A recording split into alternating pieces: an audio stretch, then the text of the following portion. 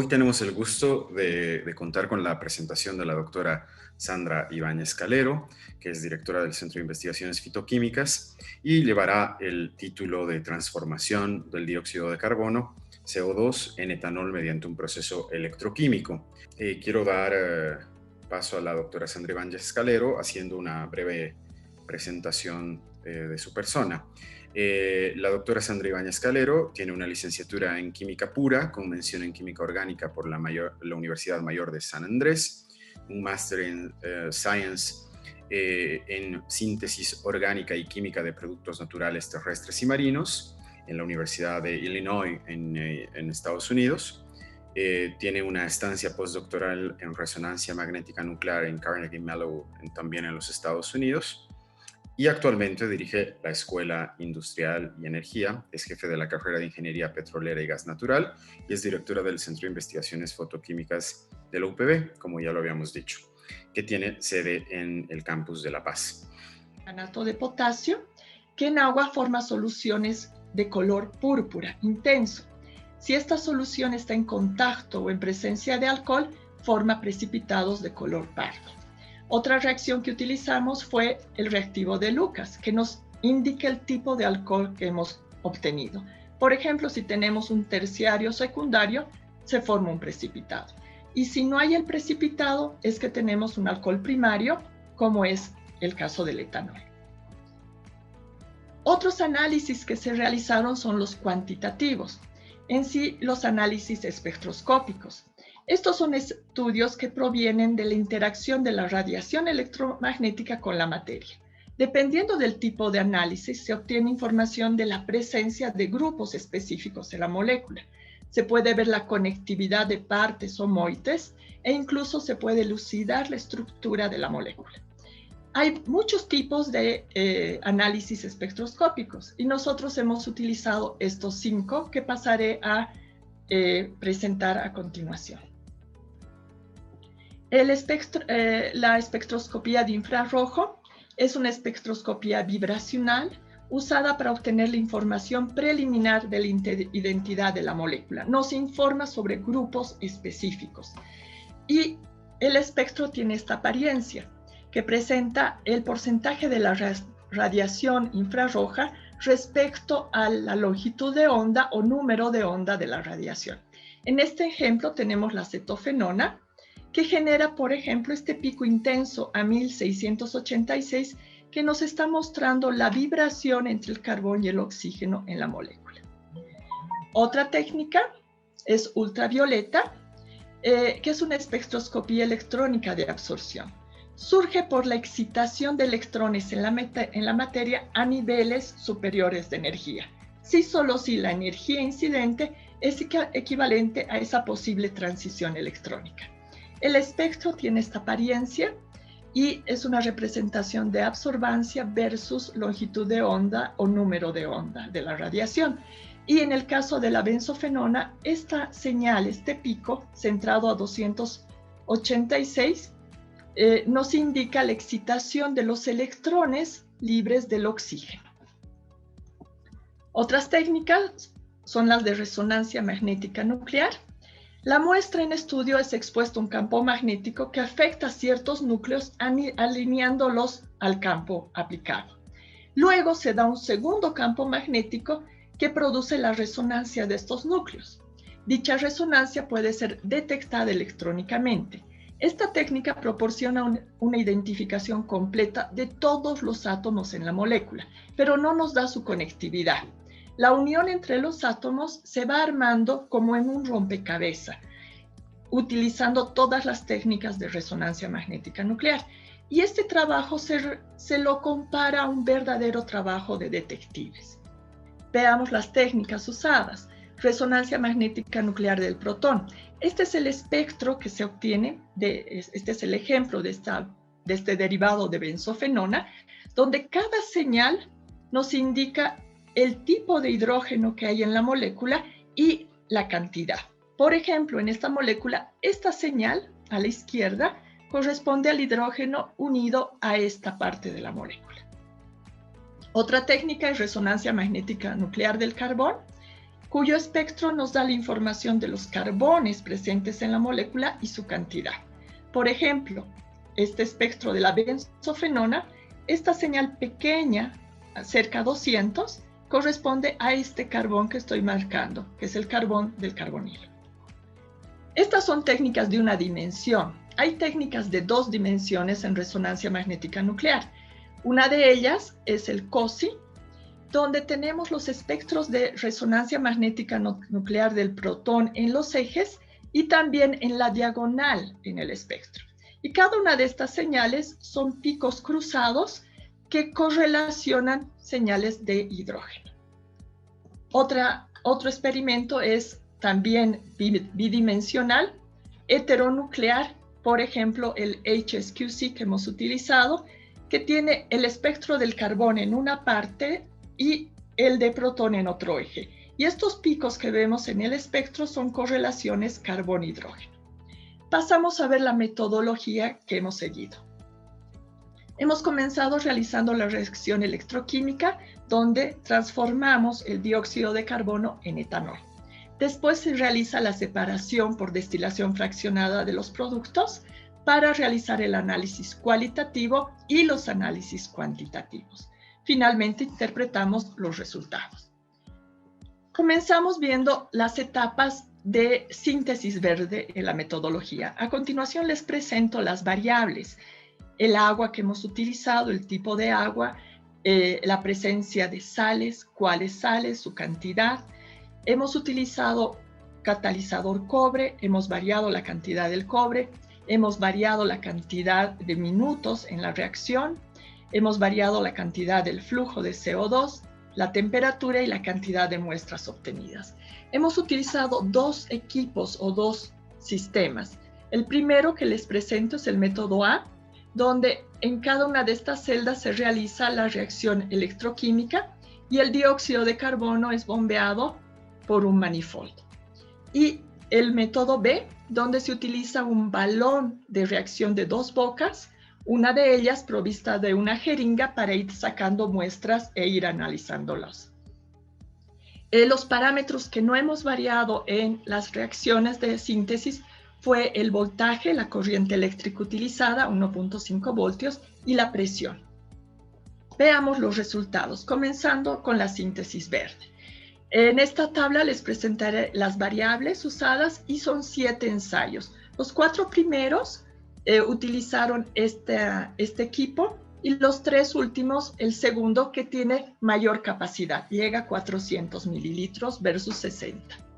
Veamos los resultados. El primer ensayo utiliza agua destilada, no hemos utilizado sal y hay 4 subensayos porque hemos variado la cantidad de cobre y por supuesto diferentes tiempos de reacción. El flujo del CO2 fue de 0,3 y la temperatura 10 grados centígrados. Después de la reacción obtuvimos el producto y hacemos el ensayo con el permanganato de potasio y nos dio una respuesta negativa, es decir, no hemos sintetizado alcohol. Después, en el ensayo 2, hemos introducido el cloruro de sodio y hemos bajado el cobre a 0,7, el tiempo de reacción a 60 minutos y hemos incrementado el flujo de CO2 manteniendo la temperatura constante. Y en estos parámetros hemos tenido un resultado positivo. Hemos sintetizado etanol, pero muy poquita cantidad como podemos apreciar en el ensayo con permanganato de potasio. El ensayo con el reactivo de Lucas no nos da precipitado, lo que nos indica que el etanol sintetizado es un alcohol primario, como etanol. Entonces, el siguiente paso, utilizamos cloruro de sodio, pero variamos, por ejemplo, la cantidad del flujo del CO2. Bajamos. También el tiempo de reacción. Ese es un subensayo. Un segundo subensayo en el número 3 es variar la sal, usamos carbonato de sodio y mantenemos igual los otros parámetros.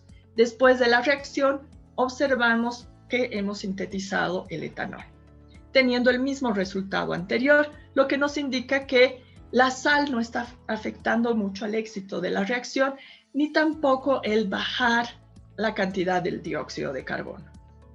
Pasamos un cuarto ensayo en la cual incrementamos un poco la sal, bajando la cantidad del flujo de CO2 y el catalizador usado. Hacemos 2 subensayos, uno con agua destilada, otro con agua del grifo, y tenemos el mismo resultado positivo, lo cual nos indica que no interesa el tipo de agua que usamos, y con estas variables decidimos escalar la reacción y pasar al segundo método. Escalamos todos los participantes, todas las variables, usamos agua destilada, pero bajamos la temperatura a 2-3 grados centígrados. Y al hacer esta reacción, vemos que no obtenemos alcohol, no hemos sintetizado, lo que indica que la temperatura baja no funciona. Entonces, hacemos un sexto ensayo incrementando la temperatura hasta 50 grados, mantenemos igual los otros parámetros, llegamos a tiempos de reacción mayor y bajamos el flujo de CO2 porque había mucho burbujeo. Y al realizar esta reacción, esta síntesis, llegamos a un positivo tipo A los 60 minutos. Es decir, tenemos más precipitado formado que nos dice que hay más alcohol, y el reactivo de Lucas nos confirma un alcohol primario. Pasamos un séptimo ensayo en el cual decidimos bajar todos los parámetros, la sal, el cobre, el tiempo de reacción, el flujo de CO2 y la temperatura, ponerla a los 10 grados centígrados iniciales. Y al hacer la reacción encontramos un positivo A los 20 minutos. Es decir, hemos hecho una reacción mucho más rápida. Entonces, tanto los parámetros en el ensayo 6 como en el 7 fueron exitosos. El producto obtenido en el ensayo 7 es el que pasa a los análisis cuantitativos espectroscópicos. Les pongo aquí la molécula del etanol para ir mostrándoles cómo se ha hecho la elucidación y el estudio. Comenzamos con el infrarrojo. Este es el espectro de infrarrojo que hemos obtenido. Apreciamos una señal intensa, enorme, a 3281, que corresponde a las tensiones entre el oxígeno y el hidrógeno del alcohol. Entonces, aquí ya tenemos información de un alcohol. Pero el ancho de esta banda nos indica que nuestro alcohol tiene mucha agua, porque esta viene de interacciones del OH con agua. También el agua es observada en este pico intenso, 1634, que son vibraciones de flexión de moléculas del agua. Entonces tenemos etanol en nuestro producto más agua. El siguiente experimento fue con ultravioleta. Es un experimento que realizamos a forma de comparación. En primer lugar, corrimos etanol que tiene 10% de agua, que será nuestro patrón, y son los datos en morado. Después corrimos nuestra muestra sintetizada y observamos que ambas curvas tienden un máximo a 300 nanómetros. Y esto nos muestra la absorción típica de excitación de electrones del oxígeno, los electrones libres del oxígeno, a un nivel n sigma estrella. La diferencia en altitud de nuestras bandas se debe a que nuestra muestra posee más cantidad de agua que la del patrón. Pasamos a ver los resultados que hemos obtenido con los espectros de resonancia magnética nuclear. Comenzamos con protón. Este es el espectro de resonancia magnética protón que hemos obtenido de nuestra muestra. Recuerden que en este experimento vamos a ver el tipo y número de hidrógenos presentes en el producto. En primer lugar, esta pequeña señal a campos bajos, a 7.26, corresponde al solvente utilizado, que es cloroformo. Esta señal enorme que vemos acá corresponde a la señal del agua presente en nuestra muestra, en nuestro patrón, en nuestro producto, perdón. Y estas otras señales vendrían a ser del etanol, nuestro producto sintetizado. La señal que se encuentra a la derecha, a campos altos, es un triplete que integra a 3, que significan estos 3 hidrógenos que están en la molécula. A campos bajos encontramos un multiplete, que es un cuádruplete, integra 2 y corresponde por su posición a 2 hidrógenos cerca a un grupo oxígeno. Entonces ya hemos visto estos hidrógenos en el RMN. Esta señal que tenemos acá corresponde al hidrógeno alcohólico de nuestro producto. Esta otra señal corresponde a los hidrógenos del agua presente en nuestro solvente. Al analizar este espectro, además de haber visto que tenemos el etanol, vemos que este está en elevada pureza porque la base es casi lineal. Sin embargo, tenemos una gran cantidad de agua y podemos sacar, gracias a las integraciones, la relación agua-etanol. Tenemos 8 moléculas de agua por cada molécula de etanol. Además, al analizar mucho más minuciosamente el espectro, aquí vemos unas pequeñas como jorobitas cerca al triplete y aquí también cerca al cuatruplete. Y esas señales podrían ser hidrógenos de un subproducto o de un contaminante que estamos generando, pero en ínfima cantidad, muy, muy poco. Veamos la información en el espectro de resonancia magnética nuclear del carbón. Este fue el espectro. Estos picos a la izquierda, este triplete corresponde al solvente utilizado, que fue el cloroformo deuterado.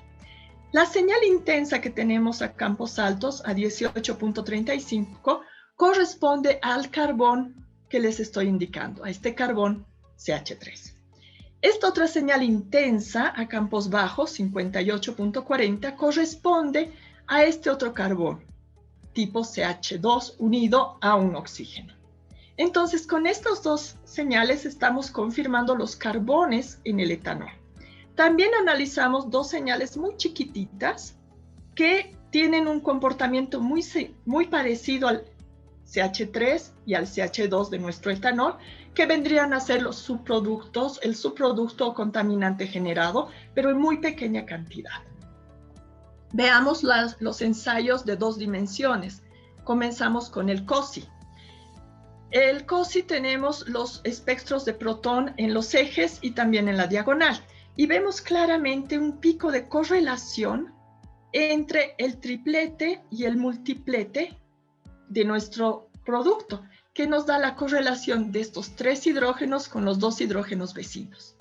Además, vemos otra correlación muy fuerte entre el multiplete y la señal del hidrógeno OH, es decir, de estos 2 hidrógenos respecto al hidrógeno alcohólico. Y esta señal, que es del agua del solvente, no tiene correlación alguna.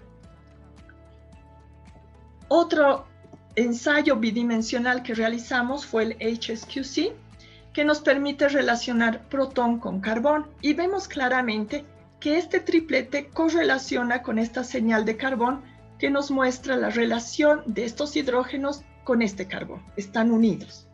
De igual forma, este multiplete con esta señal intensa están correlacionados y nos da la correlación de estos hidrógenos con este carbón. También apreciamos correlación entre estas señales pequeñas que voy a llamar A' con esta señal pequeña que decimos que es un subproducto. Y también estas señales muy pequeñas que voy a llamar B' con la señal muy pequeña en el carbón que es un subproducto. Analizando toda esta información espectroscópica, concluimos que hemos sintetizado etanol en una pureza muy alta, como podemos apreciar en el espectro. Pero hay algo que nos ha molestado en pequeña cantidad, que es un subproducto. Al revisar un poco literatura, se encuentra que el cobre no está recomendado para este tipo de síntesis. Esto lo sabíamos antes de trabajar, porque genera mucho subproducto que es acetileno. Este es el acetileno. Sin embargo, gracias a estas herramientas, podemos ver que no hemos sintetizado acetileno como un subproducto, porque estos carbones acetilénicos aparecen más o menos en 70 por acá y no tenemos. Entonces, el acetileno que es indicado en bibliografía no ha sido sintetizado en nuestro trabajo. Entonces, ¿qué pueden ser estas señales A' y B' en nuestro espectro? Este posible subproducto contaminante. Aquí hay 3 posibles productos que se formarían en una síntesis de este tipo, con 3 carbones como menos y un oxígeno. Sin embargo, al hacer los cálculos de dónde aparecerían los protones en estas moléculas y revisar bibliografía, observamos que estas señales no corresponden a nuestras señales experimentales. Entonces, no tenemos estos subproductos. Entonces, no tenemos esos contaminantes. Pero, ¿qué viene a ser entonces esas señales pequeñas que hemos observado? La respuesta está en química orgánica básica. Todas las moléculas giran, vibran, oscilan, no están estáticas. Y el etanol está girando sobre este eje. Y al hacerlo genera 2 isómeros conformacionales. Uno que es el anti, de menor energía, más estabilidad, y otro que es el eclipsado, porque sus átomos están eclipsando.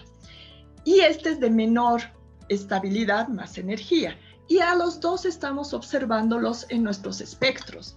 Las señales más fuertes corresponden al isómero anti. Y las más pequeñas que veíamos como posibles subproductos es el isómero conformacional eclipsado.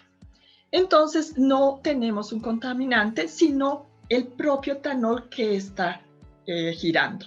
Y esto se obtiene cuando se tienen muestras muy puras y cuando se trabajan a bajas temperaturas en los equipos de RMN. Y esto es lo que hicimos. No existe el contaminante, veamos los análisis químicos. Rápidamente el catalizador, con las técnicas modernas usadas, hemos obtenido que nuestro catalizador tenía una reactividad muy alta y elevadas áreas superficiales. La parte de la reacción, hemos seguido esta ecuación química. Se han gastado 30 litros de CO2 en el último proceso. Se utilizó una concentración de sal por debajo de lo que es calculado para saturación, para ayudar al dióxido de carbono a disolverse en la solución y poder reaccionar. Sin embargo, nuestro rendimiento fue muy bajo, 7.9%. Nuestro objetivo no era tener un buen rendimiento, era sintetizar etanol a partir de CO2 con parámetros accesibles y económicos.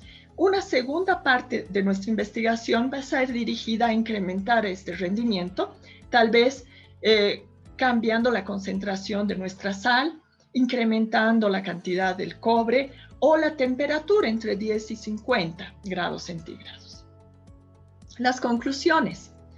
La síntesis verde se transformó el CO2 en un producto útil, etanol, mediante un proceso electroquímico. Se utilizó un catalizador altamente reactivo y no potenciado por literatura. Las mejores condiciones experimentales son las presentadas en la diapositiva. El análisis cualitativo con permanganato de potasio nos muestra que sintetizamos un alcohol. El reactivo Lucas nos confirma la presencia de un alcohol primario. Y los análisis espectroscópicos. Se comprobó la síntesis verde del etanol usando un catalizador económico. Se obtuvieron las señales características de etanol con infrarrojo y ultravioleta. Se realizó una completa elucidación estructural mediante resonancia magnética nuclear y se obtuvo una elevada pureza en el etanol sintetizado. No se formó acetileno, como indica la literatura si se trabajara con cobre como catalizador. Y existe una relación agua-etanol 8:1. Las sugerencias. Para eliminar el agua en el producto final, se recomienda utilizar zeolitas en el proceso de separación. Las perspectivas. Actualmente se realizan estudios de prefactibilidad a cargo del ingeniero Micaela Flores y estudios de simulación con paquetes especiales a cargo del tesista Marcelo Carranza para incrementar el rendimiento de nuestra reacción. Muchísimas gracias.